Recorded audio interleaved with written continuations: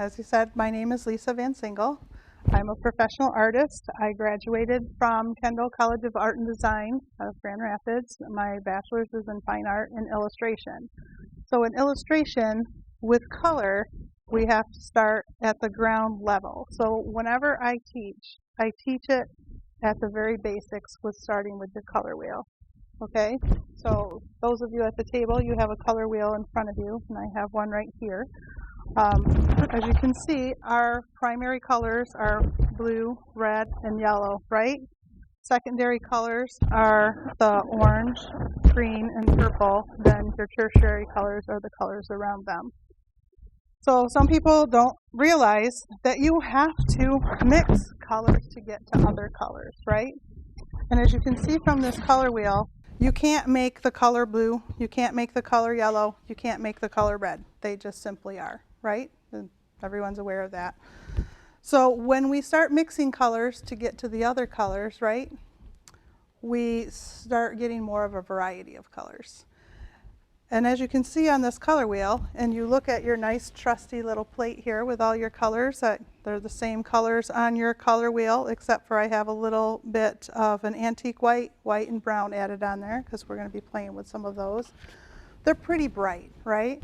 So when we tend to do our carvings, we keep thinking that, well, we're going to do some color mixing. We're going to just add a little bit of white to our orange to get that peachy color, right? That's great. That's peach. But if you look at skin tones, right, we have more than just a peach tone to our skin, okay? So I have this little sample here that I did. It's got, try to get that, there we go, camera. It's got a little bit of the yellow colors on top. We've got more of the red colors through the middle and through the face features, and then there's more of a purple or bluish hue for your shadows, okay? So when we look at our face in the mirror, and you look at the different way that the light hits your skin, right?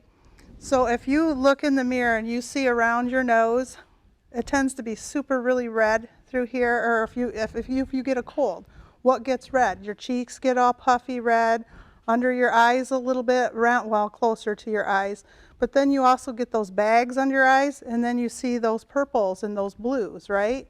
And then those purples and blues tend to be in the shadows under your chin, or even in crevices in your cheek. Well, if you look at the top of your head and everyone's like, oh, you're looking a little pasty or a little yellow or a little green when you're not feeling well, right?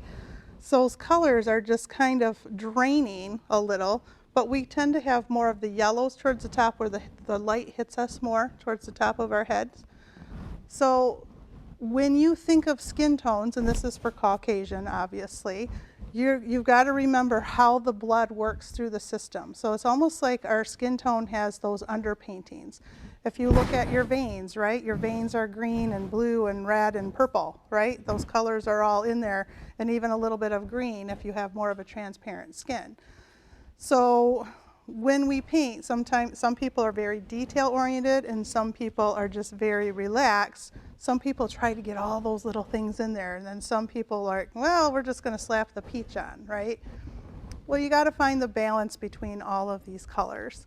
Well, I start simply by adding my colors to get them dark to light first.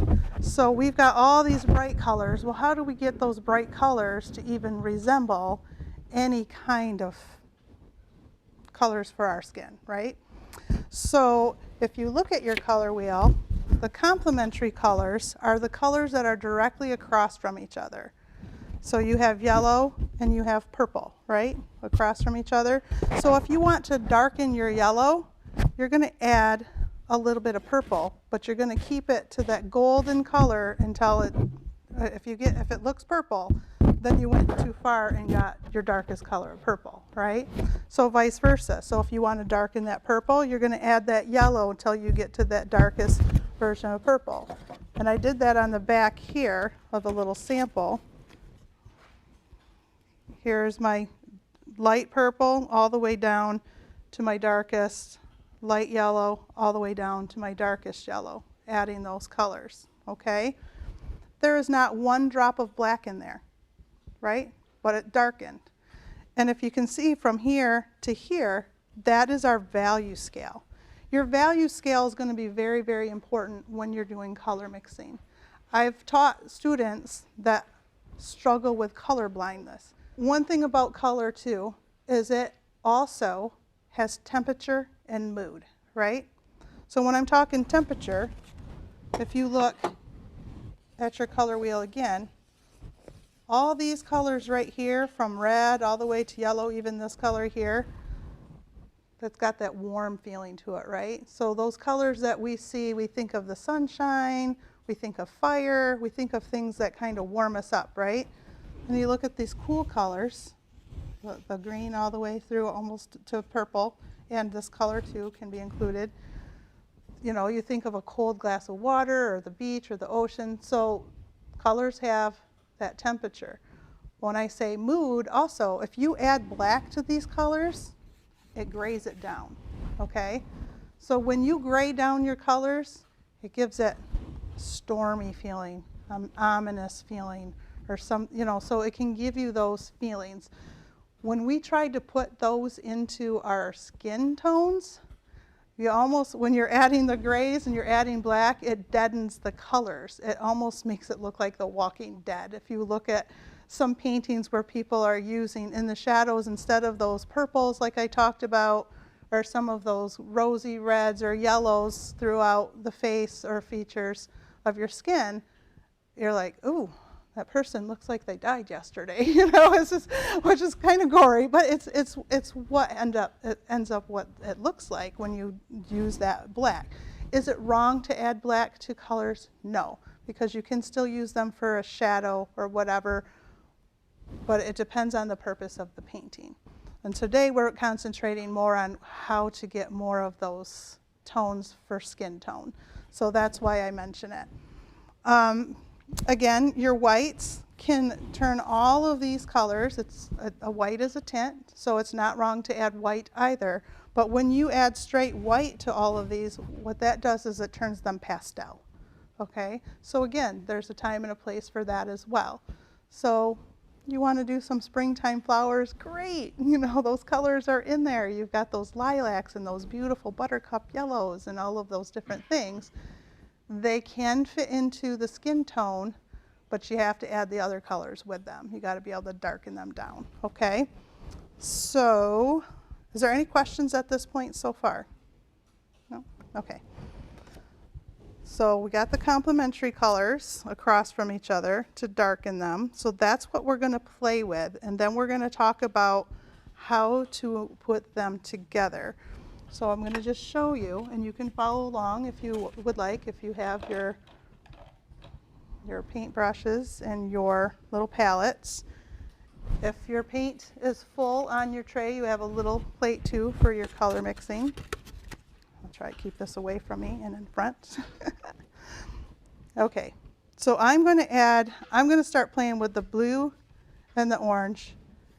So I'm going to add a little bit of blue, grab a little bit of white, and I'm going to add, oh, that's a lot of blue. I want more white than blue because I want to get it as light as I can. So what I'm trying to do is create at least somewhat of a value scale, okay? So if I come right here, see how I added? I'm just going to do a square, right? So now I'm going to add more of that straight on blue underneath that. So you can see that difference, right? Got that lighter to that darker. But now I want to darken that blue.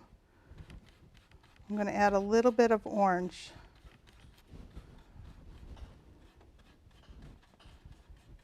And it almost looks green, but it's still blue.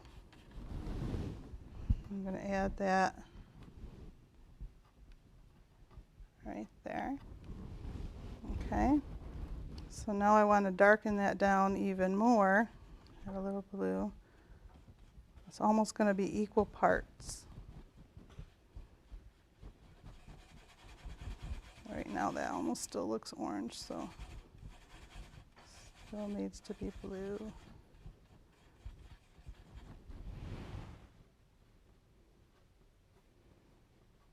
Okay.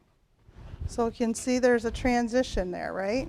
And I could even do one a little bit lighter here if I wanted to, right?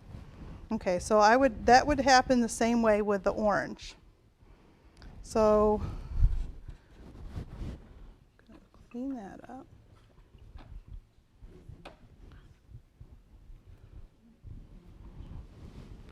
So when we're looking at our carvings, when we're trying to do, say, a duck carving, right? And you want to get some of these beautiful blues and then transition maybe into greens, you know, how you get the green winged teals or some of those other drakes or whatever other ducks. Can you see some of these colors that are in that duck? Yeah. So where some people get so frustrated because they tend to go straight to the green, right? And then they're like, well, how do I get that darker? Well, I'm going to add that black or I'm going to add that white. Well, you can get that value scale with doing that, but they're not going to be true to color, right? So that's one of the value scales that I would use towards duck colors or even for fish for some of the scales. So like say if I was going to make a scale of a fish, I'm just going to do a couple little things like this, just a little dry brush. And I want to make that rounded out a little bit more. What color am I going to add to the top of that? If my light is coming straight down, do you guys think you'd know? Which one am I going to add, the lighter or the darker? The lighter. So I'm going to want to come back over here. But at the same time, when I'm painting that, especially on wood, wood is very porous. It sucks it right in, right? And what I'm doing here is I'm dry brushing that into the top. I've got that highlight in there, but I'm going to come back over here and pick up some more of that dark, and I can still blend that in there. I don't know if you can see it that close from there. But if it doesn't look lighter, you just keep adding that lighter on top. If I want to go super dark. So another thing I talked about, don't add black, right?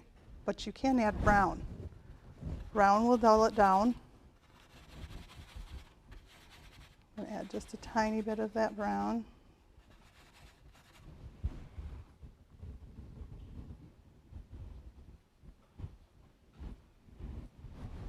I don't know if you can see that difference. It's very, very subtle, but it will help darken it down without deadening it. Okay? So now I'm going to just go ahead, even though we talked about all of these wonderful colors here, these are all the value scales. That's something you can be working on. You have all of the colors in front of you to be playing with those complementary colors to do that little scale over there. I promise you it will work. It's like magic. So if you look at your color wheel and follow through, do your blue, then do your orange, your red, your green, then you've got your purple and your yellow. But right now, I'm going to go ahead and I'm going to start with painting a face, okay? And I'm not starting with, whoops, of course I did that. That's why I have more than one brush up here, so I wouldn't do that. Although we do have some of those colors in our skins underneath a little bit, but yeah. We talked about that, but okay, here's my other brush. Because I don't want blue in there, and I don't want that white. So we have this beautiful antique white. You can see that. It's a little bit creamy, creamier than the white next to it. It's got a little bit of a yellow tint to it. And we tend to have that all through our skin if we're Caucasian. There are other rules for Asian skin and black skin and Latino skin. But for this one, we're going to start with this. I'm just going to get a little base layer. I'm starting with an egg shape, upside down egg shape, just to get that facial structure. All right. All right. So when we do faces and carving, I know some people are like, oh, I don't want to carve because I don't know proportions. Well, when you have your upside down egg shape, to get your eyes, you always cut it in half, and your eyes will rest halfway down your face, right? So here's your big forehead here. So you'd have one eye here, then the space of one eye for your bridge of your nose, and another eye space here. And then there's another eye space on either side that go towards your ears. Okay, so you should have 5 eyes across. Then when you're coming down, you're going to break the rest into rules of third. But your nose, the length of your nose is usually an eye length and a half down to the bottom of your nose. Okay? And then halfway from the bottom of your nose, from your chin, is where the line of your mouth is going to be. Okay? So those are all proportions to think about. These are all true to form for drawing, carving. However, once you learn the rules, you break the rules. And as people age, the ears can get longer and the noses can get longer. However, they still don't change from where they're placed. So once you learn where your placement goes, then you can play around with the size of a nose, the size of the mouth. You can elongate the chin if it's longer, or if the head is a little bit rounder on top. So those are the things you think about once you learn the placement of your eyes, nose, and mouth and chin. Okay? So, and I'm going to mix a little bit of my purple and my yellow and get kind of a golden color, but still keep that yellow, that purple. And I'm going to, that's a little bit bright, so I'm going to take a little bit of that creamy white and dull that down. Okay, so now I've got that shadow underneath that chin, right? I can probably put a little bit towards the cheeks here. My eyes are going to be about in here somewhere, that bridge of that nose, and the eyebrows. So another thing, the ears, some people think, oh, the ears, I don't know where the ears go. Well, the ears are, they start at the bridge of your at your eyebrows, and then they end at the bottom of your nose. So if you took your finger and went from your eyebrow and came across here, you're going to hit to the top of your ear. If you go to your nose and come across, it's the bottom of your ear. So I see a lot of paintings and drawings where the ears will be way down here or way up here, or they're teeny tiny little bulbs right there, right? So like I said, as we get older in age too, things can change, shapes are different, you know, and you just learn what those shapes are, but they still are in the same place. The place does not move, right? Okay, so get the eyebrow, okay, play with that a little bit.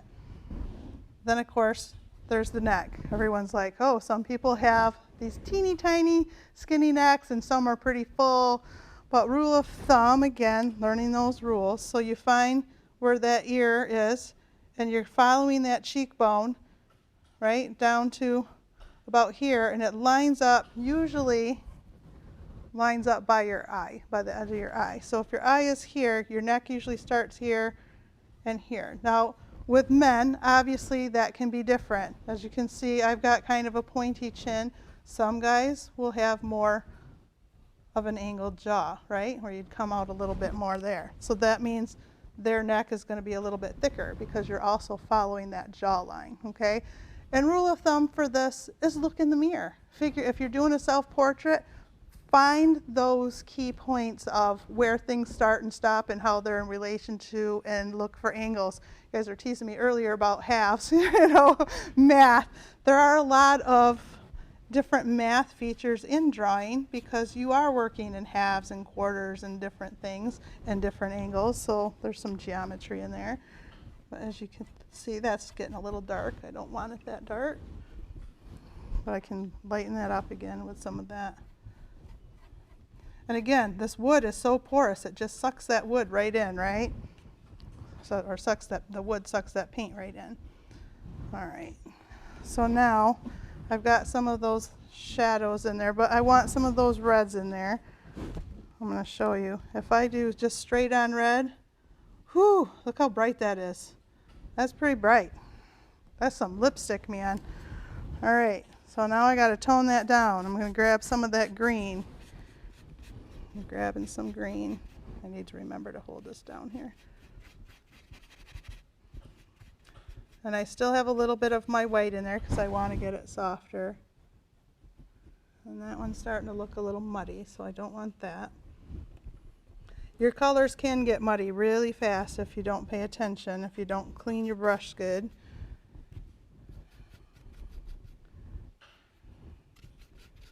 And sometimes I can add just a little bit too much to get it too dark. So some of you, I haven't added any white yet. Some of you may think, why is she not adding white? Well, we're going to do that right now. I'm going to see if I can pink that down a little bit.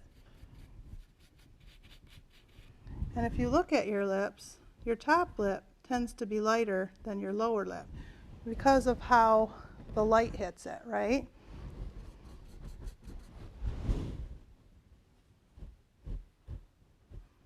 All right, that's pretty bright, but it's still toned down for now.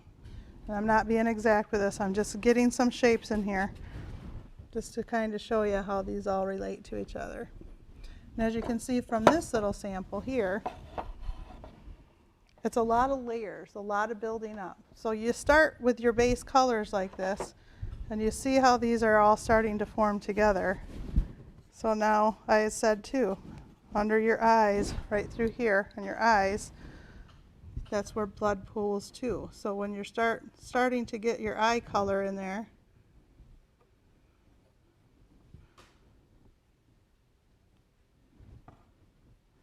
and obviously I'm using the wrong brush right now, but if the blood pools around, and get some of those shadows in inside the ears a little. You can even have a little down there. She's looking a little scary.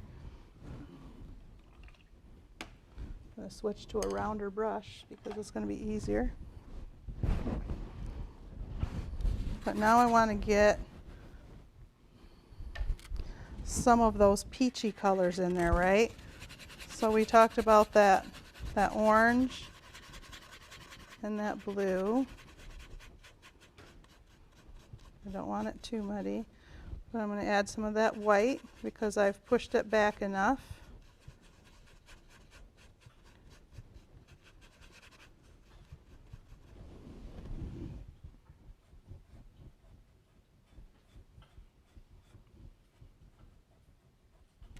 That's pretty dark, so now I'm going to lighten that up. I'm working on a board I'm not 100% familiar with, but it all works the same. Let's see how I was able to put that dark in there, and now I can push that color back. So it's a lot of back and forth, and you're actually pretty much sculpting with your paint. So I can pick up some more of that, get that color in there.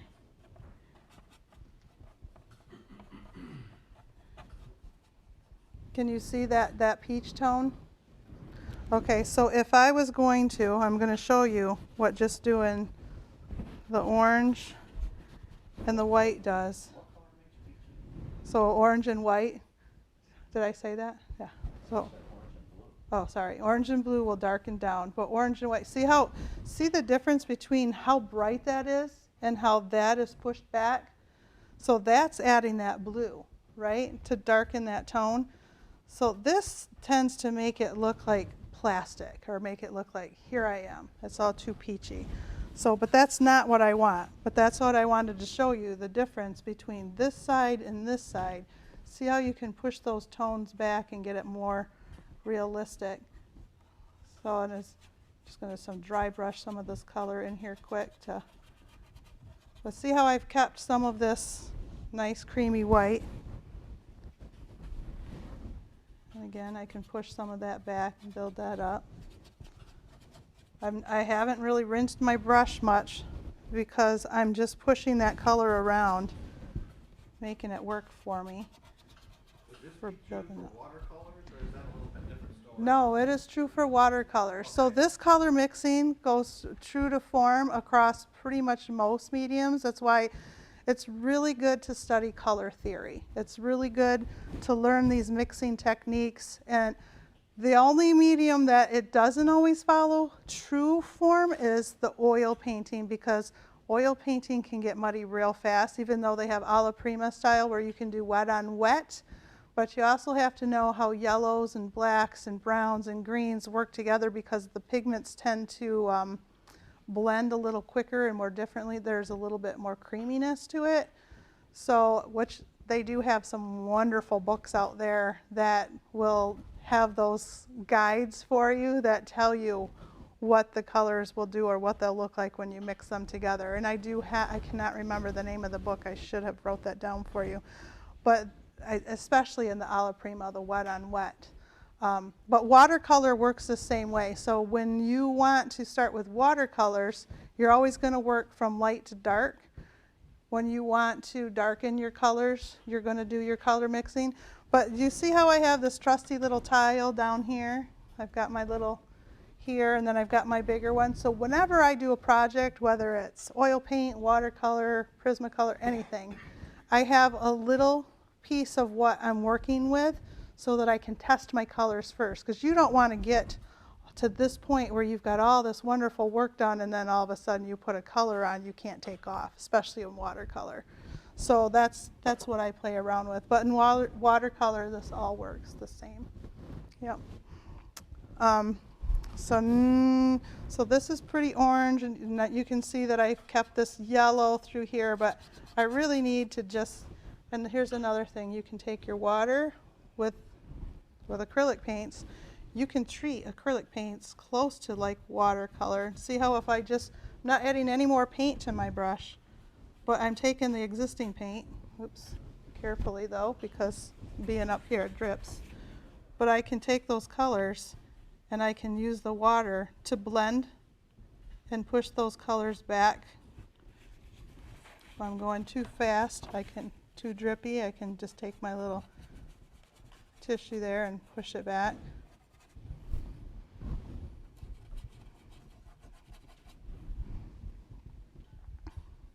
She's looking pretty orange, right?